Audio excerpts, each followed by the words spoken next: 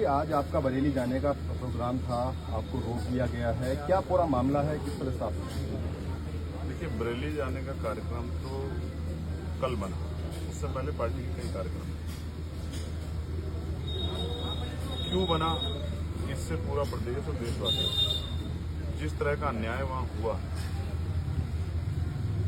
पहले अधिकारियों में और आम जनता में सामंजस्य बनता था चीजों को संभालने के लिए। ये लोकतांत्रिक व्यवस्था है, अगर कहीं कुछ गलत हुआ है तो लोग विरोध करेंगे। विरोध का भी एक अस्त्र होता है, एक मर्यादा होती है, एक सीमा होती है कि हमें कानून को हाथ में नहीं लेना। लेकिन जिस तरह से हमें दिख रहा है कि सामने वाली छत से पत्थर आ रहा है और आरोप आप किसी और पे लगा रहे हैं और फिर लाठीचार्ज हो रहा है, 82 से ज्यादा लोग जेल चले गए, 2000 लोगों पे मुकदमा हुआ है। जहां तक मैंने देखा, मैंने कई जगह की घटनाएं देखी, हालांकि मैं सहमत नहीं हूं कि पुलिस में और आम लोगों में टकराव, क्योंकि पुलिस भी हमारा हिस्सा, इसी सोसाइटी का हिस्सा है और वो हमारी प्रोटेक्शन के लिए, कानून व्यवस्था संभालने के लिए है, लोगों को न्याय दिलाने में मदद करने के लिए। लेकिन इस तरह कोई घटना बड़ी दिखाई नहीं दी कि पुलिस के साथ कोई सामने टकराव हुआ। जबकि उत्तर प्रदेश में कई ऐसी बड़ी घटना हुई जहां पुलिस को मजबूरी में पीछे हटना पड़ा है। हमारे सामने फतेहपुर का उदाहरण कि वहां मकबरे पर क्या हुआ। ये जो भय का माहौल वहां बना, लगातार मेरी वहां के बहुत जिम्मेदार लोगों से बात हो रही। 17 तारीख को हमारा सम्मेलन था, वहां मैं गया था। 12-15 दिन के उसमें कितना बदलाव है बरेली में कि आज लोग वहां डर के साथ। बुरा ये है कि उनके धार्मिक आस्थाओं को भी ठेस पहुंचाई जा रही है, नमाज नहीं पढ़ पा रहे, उनके घरों में बुलडोजर चल रहा है। एक नई प्रथा जो उत्तर प्रदेश में लागू हुई है, ये कानून का राज नहीं हो सकता। जो जमीन, जो चीज 70 साल से बनी हुई है, अचानक से वो आज घटना में सुबह अवैध होगी, उस पर बुलडोजर चल गया है। इसको किस तरीके से देखा जाए? आप कोई जांच नहीं कर रहे हैं, आप निर्दोष लोगों को जेल भेज रहे हैं। ये जो अन्याय है, ये अन्याय अगर हम सहते हैं तो फिर हमें भी कल जवाब देना पड़ेगा। वो सुना ना आपने, जलते घर को देखने वाले, उसका शक्कर आपका है, आग के पीछे तेज हवा है, आगे मुकद्दर आपका है। तेरे कत्ल पे मैं भी चुप था, मेरा नंबर अब आया, मेरे कत्ल पे तू भी चुप है, अगला नंबर आपका। ये कल, आज जो वहां हो रहा है, कल उत्तर प्रदेश के किसी और जिले में भी होगा। कब तक चुप्पी रखेंगे? मेरे पास बहुत काम है। लेकिन जब वो अन्याय हुआ और वहां के लोगों ने मुझसे अपील की कि आपको आना चाहिए, आप सब लोग बड़ी बड़ी बातें करते हैं, लेकिन मुसीबत में कौन आता है साथ, ये देखने की बात है। तो मेरी ये जिम्मेदारी बनती है कि आज जाके उनका हाथ पकड़ूं, उनके आंसू पूछूं, उनकी आवाज बनूं, उनके साथ जो अन्याय हो रहा है उसको लोगों के सामने लाऊं। और मैं करूंगा क्या जाके? मैं कोई भीड़ तो जुटा नहीं रहा, मैं जाके पीड़ितों को सुनूंगा। ऐसा क्या हुआ जी सच्चाई को छिपाने के लिए, वहां जाने से रोकने के लिए इतना बड़ा जो है पुलिस बल लगाया गया है। मेरी पुलिस से कोई लड़ाई थोड़ा ही भाई, कहीं कोई घटना हुई है तो हम लोग राजनीति कर रहे हैं, हम लोग लोगों की आवाज की बनने की लड़ाई लड़ रहे हैं। तो अगर हम लोग उनके बीच में नहीं जाएंगे, उनको सुनेंगे नहीं, तो बताएंगे कैसे? फिर उस पर न्याय कैसे होगा? तो वहां जो अन्याय हो रहा है वो रुके, वहां जो निर्दोष लोगों पे कार्रवाई हो रही है वो कार्रवाई खत्म हो। वो जो वहां जो डर का माहौल है, भय का माहौल है, वो एक अच्छे माहौल के रूप में, सौहार्दपूर्ण माहौल के रूप में उभरे।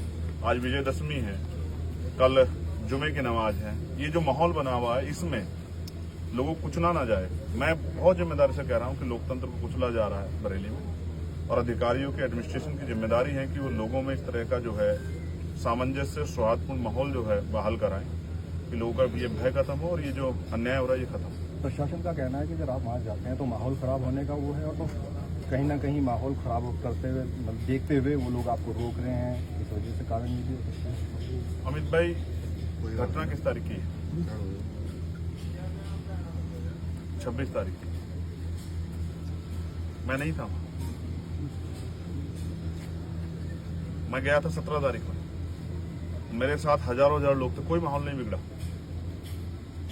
तब तो हम लोग रैली करने गए थे, अपनी बात करने के लिए, प्रभु सम्मेलन में गए थे। लेकिन आज मैं क्यों जा रहा हूं? क्योंकि हालात ऐसे बन गए हैं, और ऐसे समय में भी अगर आज कमजोरों के साथ नहीं खड़ा हुआ तो कल जवाब कौन देगा?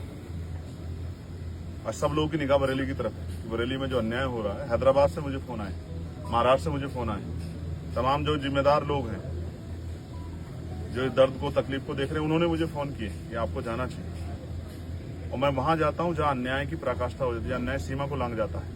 तो मुझे रोकने से क्या होगा? अन्याय रोके ना, झूठी गिरफ्तारियां रोकिए। ये नया जो ट्रेंड बना है कि थाने में आदमी पैरों पे चल के जाता है और बाहर जब आता है तो लंगड़ाता हुआ आता है। तो पुलिस को पीटने का अधिकार किसने दिया? क्या उन लोगों के मेडिकल हो रहा है? क्या आईपीसी की कोई, अब तो बीएनएस होगी, बीएनएस की कोई धारा ऐसी कहती है कि पुलिस पीट सकती है?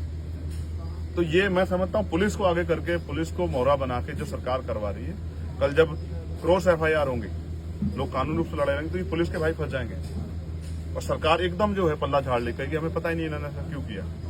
तो ये अन्याय रुके, उसके लिए किसी मेरे जैसे एक आदमी को खड़ा होना पड़ेगा, अपने जान को भी दांव पे लगाना पड़ेगा, जान की बाजी लगानी पड़ेगी कि अन्याय बंद हो। और मैं अपनी ड्यूटी कर रहा हूं क्योंकि मैंने पार्लियामेंट में ओथ ली है कि देश के प्रत्येक आखिरी व्यक्ति के लिए भी हम लोग खड़े रहेंगे, उनकी आवाज बनेंगे, उनके पर अन्याय होगा, उनके अधिकारों पर अतिक्रमण होगा तो उनकी आवाज उठाने का काम करेंगे। मैं अपनी ड्यूटी कर रहा हूँ, इसके लिए मुझे तनख्वाह मिलती है,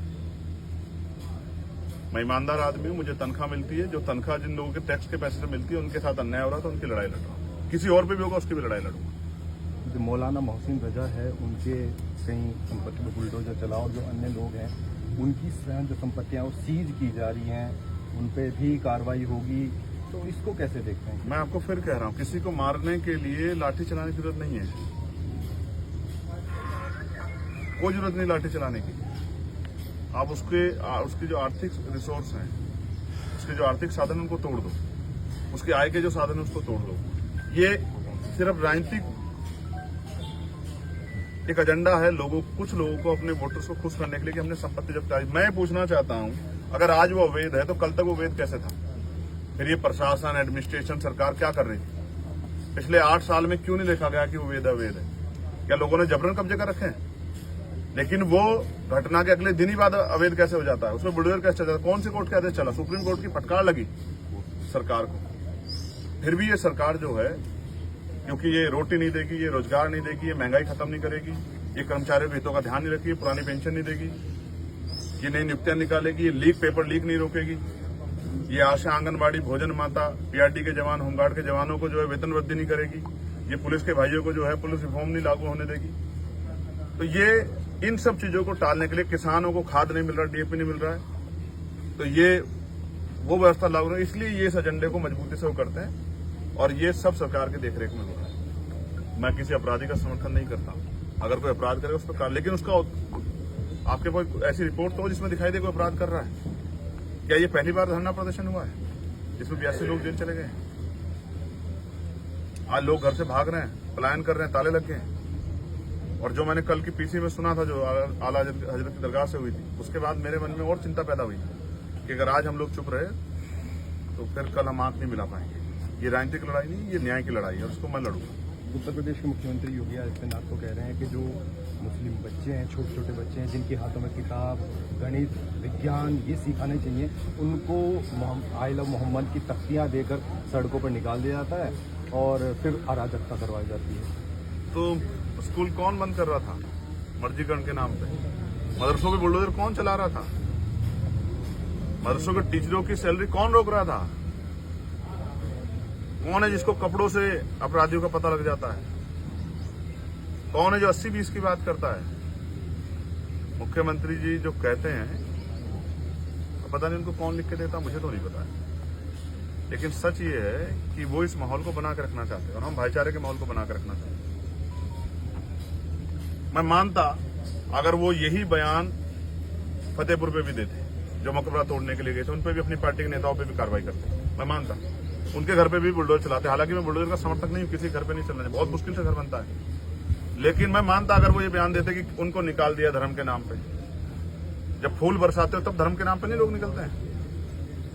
सब समझ आता है जनता को, सब समझ आता है। अभी जिनको गुर्जर समाज के लोगों को मेरठ में जेल में बंद करवाया था, तब नहीं समझ आया था वो क्यों निकले थे। उन पे तो आई लव मोहम्मद का टैग वो नहीं था, वो तो अपनी जो है अस्मिता को बचाने के लिए निकले थे, अपने मान सम्मान के, अपने गौरव को बचाने निकले थे। तब क्या हुआ था? और जब ये हक वंचित 69 शिक्षक भर्ती के पिछले वर्ग के बच्चे निकले थे, जब उनके हाथ पैर तोड़ दिए थे बेटे बेटियों के, तब कहां थे मुख्यमंत्री? जब 20,000 नौकरियों में घोटाला कर लिया तब कहां थे? जब पाल, प्रजापति, कश्यप, यादव, मौर्य, साक्य, कुशवाहा, जाट, गुर्जर तमाम जो हैं, बिंद, केवट, मल्लारा, लुनिया, चौहान, जब इनके बच्चे जो हैं विश्वकर्मा, सैन, जब इनको नौकरी मिल रही थी और नौकरी छीनने वाले मुख्यमंत्री वो बताएंगे? शर्म आनी चाहिए उनको। उनका ये भी कहना है कि बरेली के मौलाना जो है वो भूल गए अब शासन किसका है, और जो यूपी में 2017 के बाद कोई कर्फ्यू नहीं लगा। अब किट बांटने वाली सरकार ये बात कहेगी? ईद पे जो किट बांटने के लिए वाहवाही लूट रही थी वो मौलानाओं को बताएगी? और मौलानाओं का क्या इतिहास है नहीं पता उनको इस देश की आजादी में? मैं फिर आपसे कह रहा हूं, ये शब्द इसलिए यूज किए जा रहे हैं कि वो माहौल बने जिस माहौल से उत्तर प्रदेश की सरकार को राजनीतिक फायदा हो। इसीलिए वही शब्द बोलते हैं। मुख्यमंत्री आपने देखा कभी रोजगार पे बोलते हो? कभी बेटियों के सम्मान पे बोलते हो? कभी न्याय पसंद भाईचारे बोलते हो? कभी सामाजिक न्याय पे बोलते हो? कभी गरीबों को जमीन देने के लिए बोलते हो?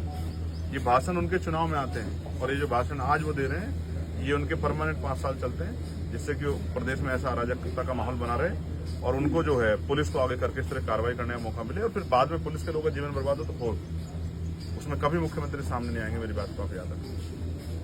अब आपकी क्या रणनीति रहेगी? नहीं, देखिए, मैं बात कर रहा हूँ अधिकारी, मैं जिम्मेदार व्यक्ति हूँ, मैं चिंता में हूँ, पीड़ा में हूँ, वहां तकलीफ हुई है इसलिए वहां जाना चाहता हूँ। वहां कोई पिकनिक पॉइंट नहीं है, वहां हम लोग घूमने नहीं जा रहे हैं, उनका दर्द बांटने जा रहे हैं और ये मेरा राइट है।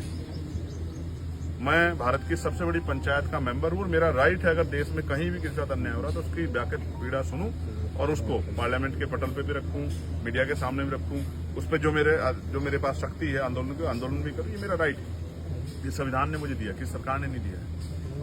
और मैंने संविधान की शपथ ली थी मैं अपने कर्तव्यों का निर्वहन करूं। क्या तो वहां जो गुंडागर्दी हो रही है, वहां जो दमन हो रहा है, वहां जो झूठी गिरफ्तारियां हो रही है, वहां जो निर्दोष लोगों को जेल में डाला गया, उसकी जांच करके उनको रिहा किया। और मैं आपसे कह रहा हूं, कोई नहीं कहेगा, मेरी निष्पक्षता देखिए कि इस घटना की सीबीआई जांच होनी चाहिए।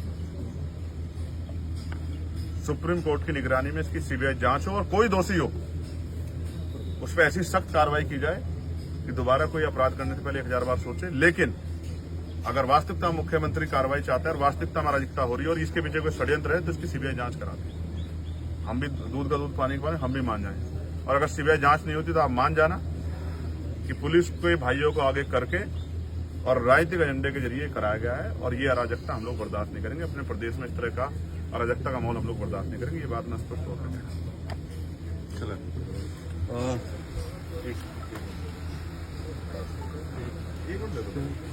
प्रिय भाइयों, थोड़े से पीछे को हो जाओ, फोन मत बजाओ, डिस्टर्ब मत करो, थोड़े से पीछे को हो जाओ।